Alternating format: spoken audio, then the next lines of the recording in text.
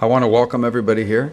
This is an exciting opportunity to continue to build on this very important strategic partnership. I know the President very much enjoyed the opportunity to have his conversations with the heads of state in Riyadh back in May, right? So that was a great visit and a great opportunity to do that. We're very committed to this partnership as a whole and with each of the countries that are represented here today, committed to working together to address no shortage of regional and global challenges, but also not just challenges, but also to together work on the opportunities. Sometimes the challenges get in the way of also pursuing the opportunities. We want to be able to do both. I know that the past few months have been filled, the past few weeks and the past few days have been filled with some pretty substantial challenges. And so our conversations here are perhaps as critical as they have ever been. Each and every one of you is a trusted partner, an important partner of the United States, and we want to work together and continue to work together to achieve our collective vision articulated repeatedly by the President, including in his first term as President of the United States, to together achieve a level of peace and of prosperity unrivaled and unprecedented in the past.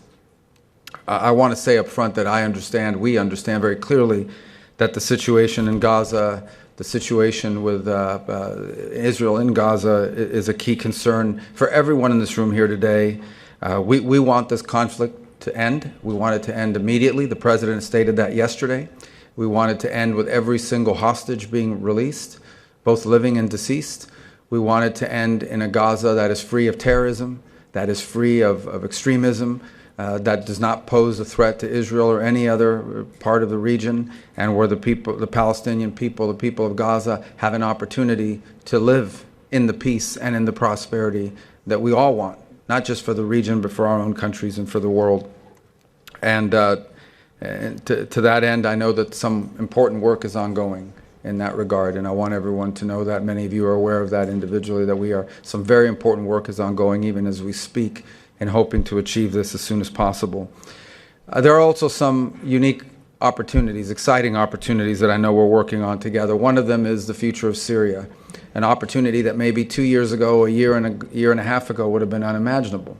And the President remains committed, not just from the unilateral standpoint of the United States, but in partnership with every country represented here today, to give Syria every chance possible to build a strong, unified state where the diversity of Syria is respected, but also a place that's stable, that's no longer a base of operation for extremists, that is no longer a base of operation for foreign actors that use it to launch attacks and destabilizing activity against their neighbors. In so many ways, the stability of Syria defines the stability of the region. We have potentially what could be a very historic opportunity to do something that, as I said, could not have been imagined just a couple of years ago. I know each member state here has been very involved in that regard. The President took a very bold action in May that we continued to follow up on and work on, and we remain very committed to that very important project, that very important opportunity.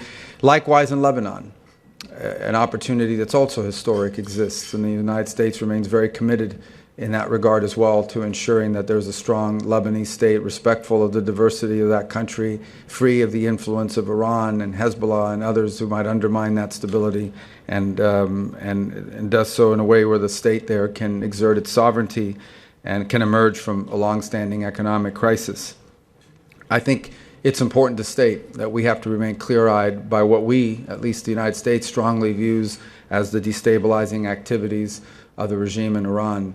Let me say at the outset, the United States, our people here, have tremendous admiration for the people of Iran. This is an ancient culture. This is a culture with a storied history, and it's one that we have much to share in common with. Unfortunately, it is led by leaders that we think have been more interested in exporting revolution and exporting destabilization than they have in building the prosperity of their own people.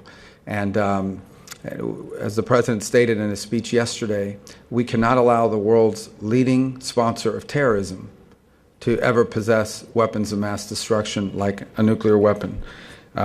So the good news is that that regime faces challenges today that are significant compared to just a few years ago. which perhaps provides the opportunity to do some of the things we want to do in the region, including in Syria, where they were a very destabilizing presence in support of Assad. So we have much to discuss here. This is an important forum, one we are 100% committed to. The President is personally committed to, both at the bilateral level with every nation represented here, but also through this format and this forum, which has proved to be extraordinarily valuable in our interaction with each of you.